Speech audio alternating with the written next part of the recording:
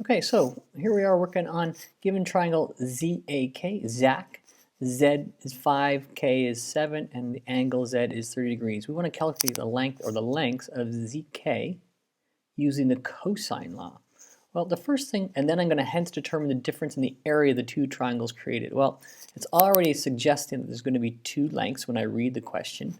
And with those two lengths, I have to think that's going to be the ambiguous case.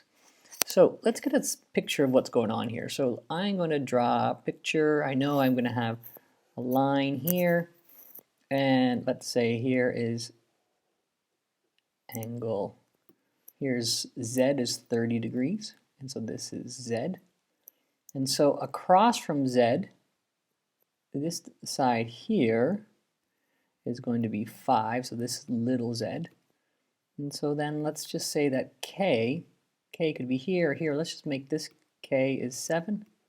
So that means this is angle K, so this must be angle A. And so it is indeed the ambiguous case where I have an angle side side. And I'm asked to find ZK, which I'll call little a, by the cosine law.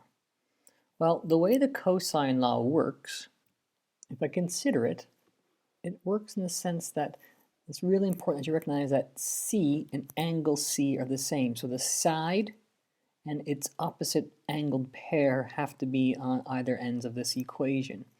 And so if I apply that here, the only angle I have is Z, so I must use little z on the other side. So this has to be Z and this has to be the angle.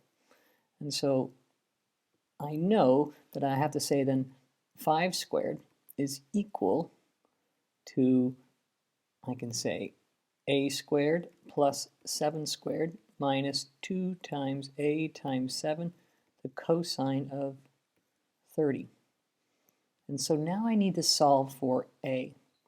And so I know that a squared, well, 25, is equal to a squared plus 49 minus 14 cosine 30 times a.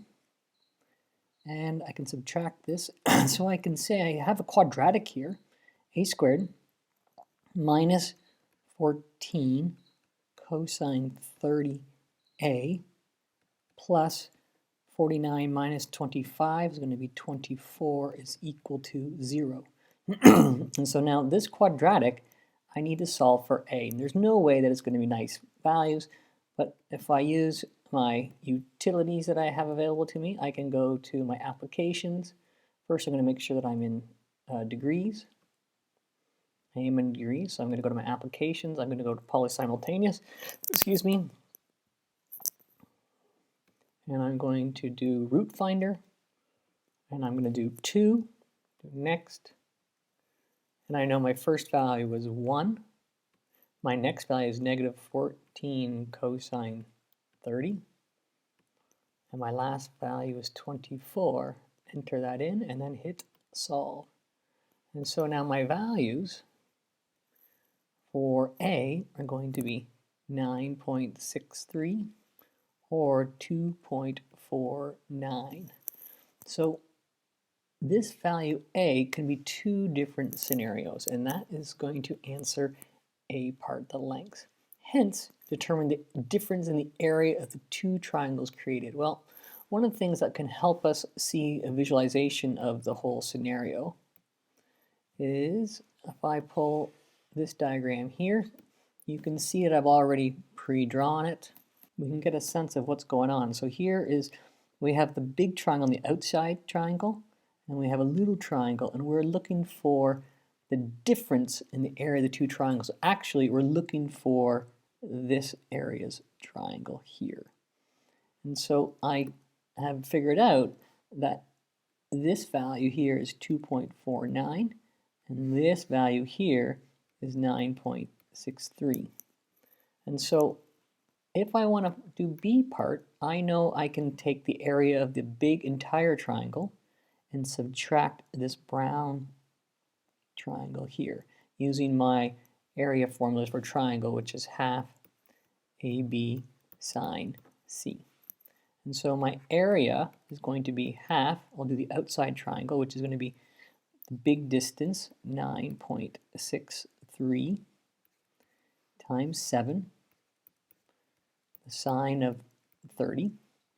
And I'm going to make sure I use more of these decimal places. That's the big triangle. Remember that the formula works where it's the middle included angle between the two sides, and then I'm going to subtract half 2.49 times 7 sine of 30. And so now it's just a matter of calculating that out.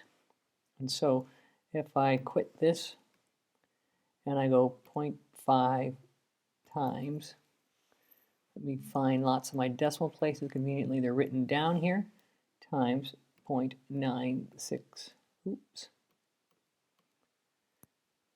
9.63289 times 7 sine of 30, subtract half times 2.49146 times 7 sine 30. So the difference in area is going to be